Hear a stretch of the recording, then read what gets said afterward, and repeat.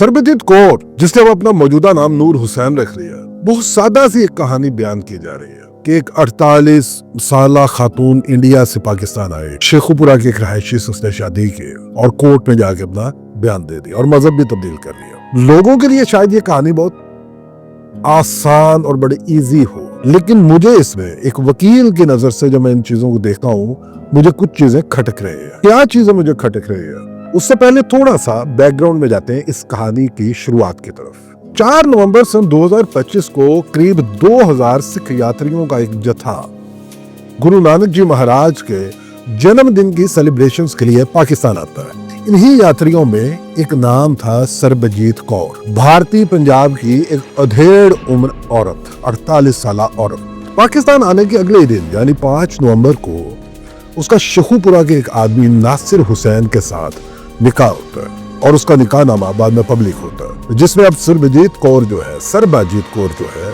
वो अपना नाम नूर हुसैन रख चुकी होती है और उसका 10,000 रुपए हक मेहर तय हो चुका होता है और उसका बयान है कि मैंने इस्लाम कबूल कर लिया है। अच्छा, अब जिस ग्रुप के साथ ये आई थी, जिस जत्थे के साथ आई थी, वो जत्था 13 नवंबर को वापस जाता है। फिर रिपोर्ट होता है कि एक यात्री सरबजीत कौर मिसिंग है और तकरीबन इसी दौरानिये में ये निकाहनामा सोशल मीडिया पर वायरल होता है और यूं ये केस, ये मामला एक इंटरनेशनल हेडलाइन बन जाता है। शेखुपुरा के जो मजिस्ट्रेट साहब है, उनकी अदालत में जाकर सरबजीत कौर ने ये ऑन द रिकॉर्ड बयान दिया है कि मैंने अपनी मर्जी से इस्लाम कबूल किया, मैं नासिर हुसैन से बेपनाह मोहब्बत करती हूँ और मैं अपने शोहर यानी नासिर हुसैन के साथ ही रहना चाहती हूँ और मुझ पर कोई दबाव नहीं, मुझे कोई किसी ने मजबूर नहीं किया, कोई जोर जबरदस्ती नहीं हुई।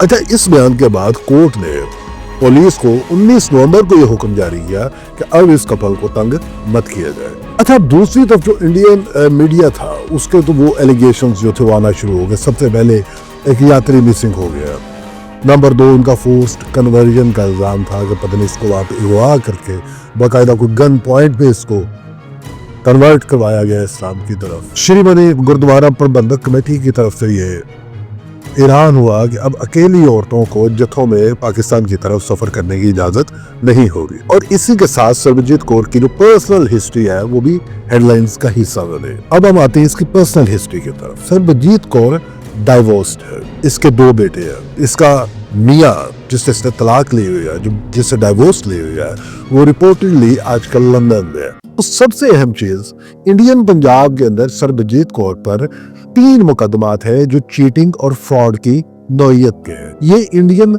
मीडिया ने रिपोर्ट किया है, यानी ये कुछ केसेस में एक्विट हो चुकी है और कुछ में इसकी सेटलमेंट हो चुकी है। कुछ इसके घरेलू केसेस भी हैं, डिस्प्यूट्स भी हैं। अच्छा, अब इसके कंक्लूजन की तरफ जाने से पहले जो बात मैंने शुरू में आपसे की कि कुछ चीजें मुझे खटक रही है, उनसे पहले मैं आपके साथ 2 मिसालें जो है वो शेयर करना चाहता हूँ। एक एमा चैपमैन की, जो एक रशियन जासूस थी, उसने अमेरिका में एक अमेरिकन सिटीजन से शादी की और सिटीजनशिप ली और उसे तमाम एक्सेस मिल गए। तो 2010 में उसको FBI ने एक्सपोज किया। फिर एक बहुत मशहूर केस है WW1 का, मेटा हैरी का। ये एक डच बॉर्न यानी नीदरलैंड्स, जैसे हम हॉलैंड भी कहते हैं, वहां पे पैदा हुई थी। वर्ल्ड वॉर 1 में ये फ्रांसीसी आर्मी के लिए जासूस बने। ये चूंकि एक डांसर थे और ये जर्मन ऑफिसर को सड्यूस करके, फंसा कर, फिसला कर उनसे इंफॉर्मेशन निकलवाते थे। 1917 में इसे एस्पेनॉज यानी जासूसी के चार्जेस लगाकर एग्जीक्यूट कर दिया गया। तो देखिए,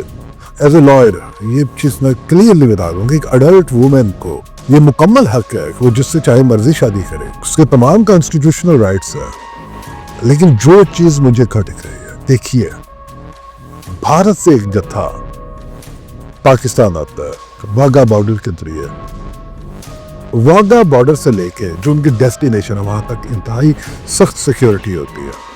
कोई आम आदमी, एक सिविलियन, उसके लिए ये सिक्योरिटी ब्रीच करना आसान काम नहीं है। मिसाल के तौर पर आपने वो एक वीडियो देखी होगी, वो ज्योति मल्होत्रा की, उसे अटारी से हसन अब्दाल तक की ट्रेन की वीडियो बनाई थी।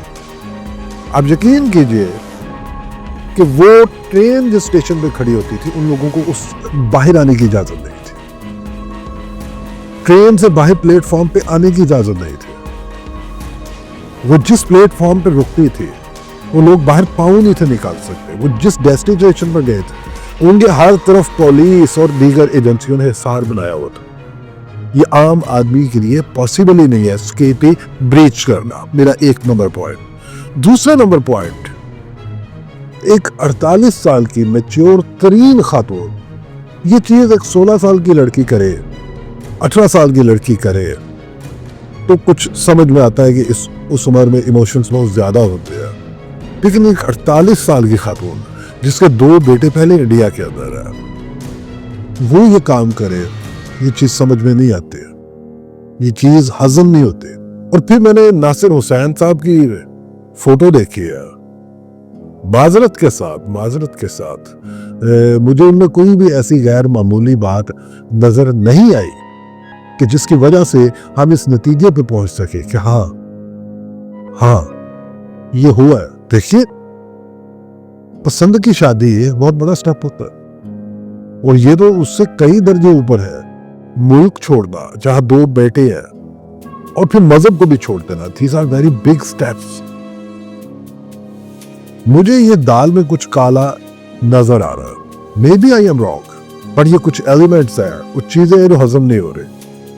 अपना ख्याल रखिए और दुआ में याद रखिए और इस चैनल को सब्सक्राइब कीजिए।